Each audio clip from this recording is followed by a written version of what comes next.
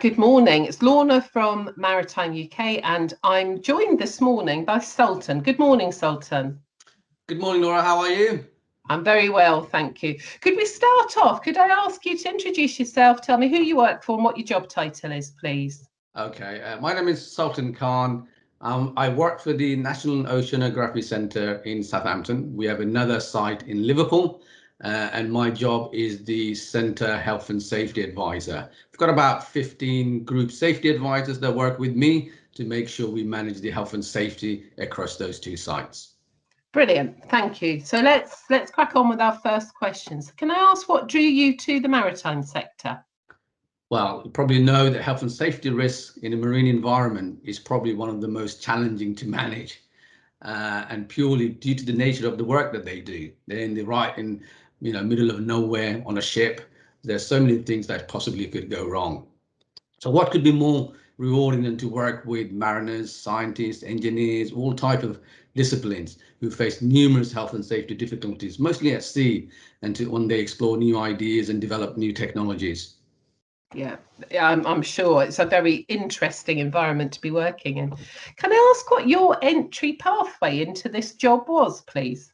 I'm a qualified electronic engineer, so I had no plan to move into marine sector. But a job came about in NOC many years ago, like I said, was in the engineering discipline. And I joined them, and it was fascinated by the amount of work that they were doing, which really sort of gave me more interest to stay in this field.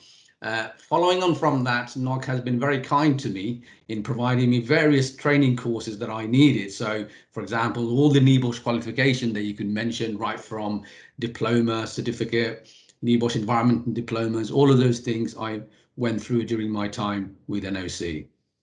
Brilliant. And can I ask what your career highlight has been to date and what your career ambitions are, please?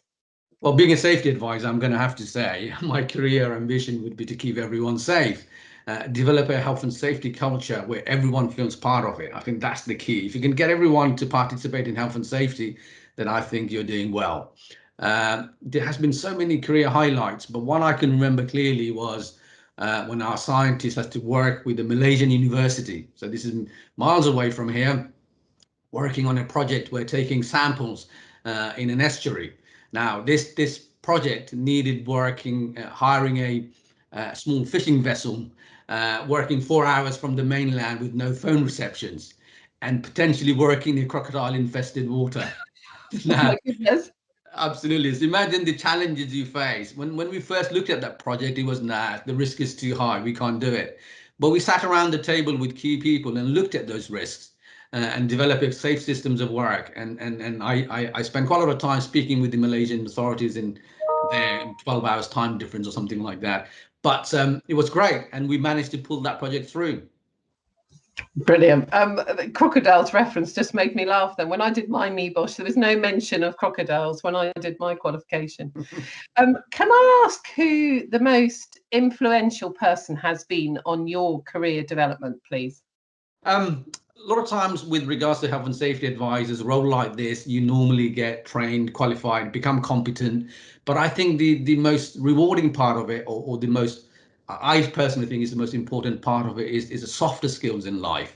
So things like I've learned from my first boss here at NOC, his professionalisms, his etiquettes, the manners that he actually conducts his work. But I think that above all, the way he would bring people together. Everyone was important to him. Doesn't matter what level you worked at the organization. So I think people like that who played a big part in shaping my softer skills in life, if you like. And without those, you can tell people what to do and not to do by throwing books at them with health and safety laws and regulations. But I think if you can bring people along together with you, I think that's what's really sells. And I think my old boss is now retired. Unfortunately, he has been the most influential person, the way I now conduct my health and safety work. That's a fantastic answer. I hope he knows how highly he was respected. So last question. If you could give your 16-year-old self some career advice, what would it be?